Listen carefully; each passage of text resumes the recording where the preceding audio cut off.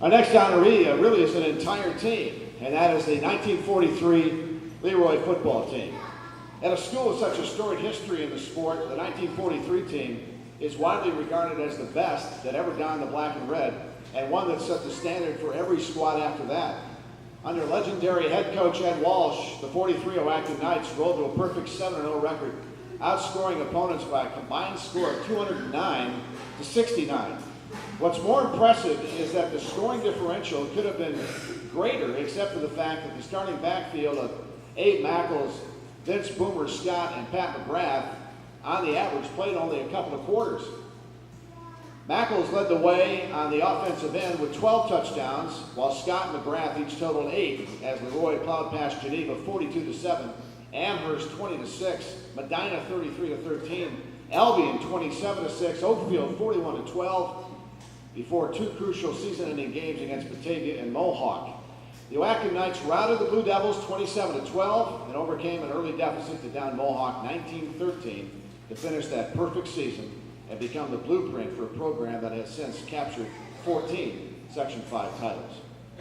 Led by Coach Walsh, the 43-11 also broke from tradition, becoming trendsetters at the high school level. A season earlier, the Oatka Knights abandoned the single-wing offensive formation and tough-up-the-middle style of football, began to use the T formation and the passing game on a regular basis.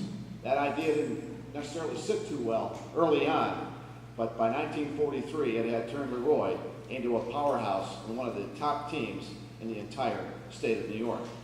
We have 9 of those players with us.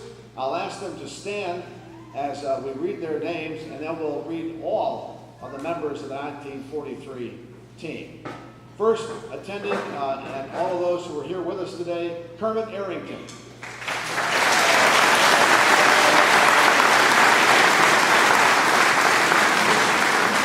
James Thomas.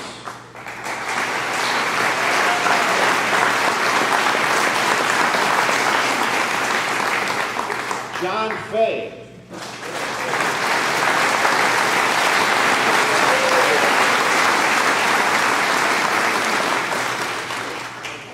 Sam Ferrara.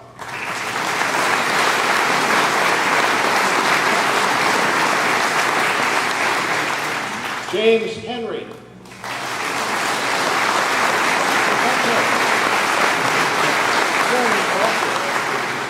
Albert Mackles.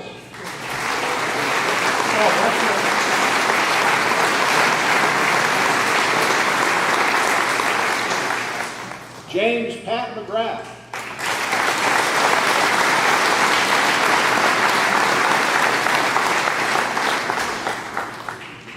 Ned Mortimer.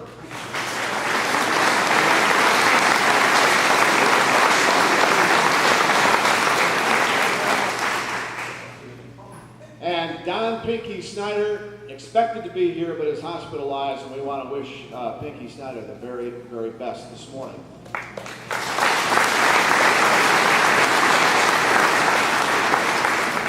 The other members of the team, and I'll read through them here: Charles Alionel, Joe Antonor, Ron Scratcher Brown, Roy Burrell, Don Coley, Carmen Corchamilia, Jack Fagan, Sam Feely, Frank Jansen, Francis Johnson, Charles Joy, John Joy, Zip Canale, Anthony Mangiafrida, Robert Mooney, Richard Murray, Reverend Robert Olmsted, John Ryder, Peter Rossi, Vincent Boomer Scott, Warner Scott, Tom Shaughnessy, and Larry Stein, the members of the 1943 LeRoy varsity football team.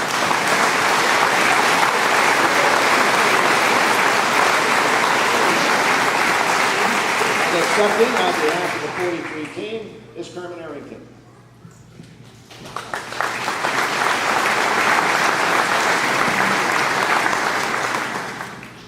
Well, I got caught by surprise on this. Pinky's supposed to be here doing this. So I'm taking Pinky's place. And I've been getting instructions from my friend Pat over here what to say. So, on behalf of the 1943 high school football team, we wish to thank the committee and everybody here for coming. Now, I was told by Mr. Rogers that I got 2 minutes to talk. I can't tell you everything about this team in 2 minutes. That was the time it took to play the last 2 minutes of the game, was 2 minutes. But anyway, there's a few things that happened I think I can get in with the 2 minutes. We were playing Mohawk, the last game of the year. That we already had beaten Batavia, and now we're playing Mohawk from downstate.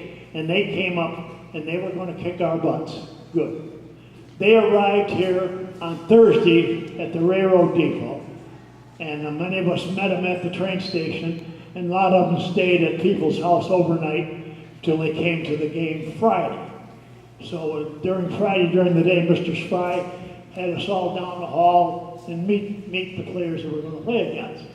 So our big man, Boomer, I remember he came down the hall, and he said, and by the way, Mohawk had a guy by the name of George Davis that would carry the ball 3 times and kick it or whatever. He was Mr. Backfield, no doubt about it. So Boomer came down the hall and he says, "Which one of you guys is Davis?" "I am, sir." "Well," he says, "you might come off of the half. I don't know." Anyway, but that helped us because Davis was fighting all game long. And if any of you know Boomer, Boomer was just as wide as he was tall. And he was a very tough individual, and he couldn't intimidate. He really did all year long.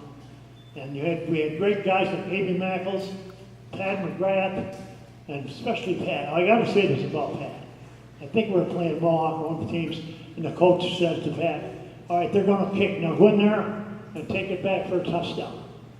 He went in and caught it and done it. That's the coaches like that.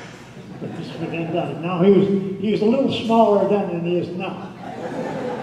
But I will say Pat was a jackrabbit. He could go, no doubt about it. Glad he's getting to work today, and I'm glad to say that I played with him, with Abe, and all the guys. I'm glad I was a member of the same team, and I'm glad and honored to be up here for you. And thank you. God bless you.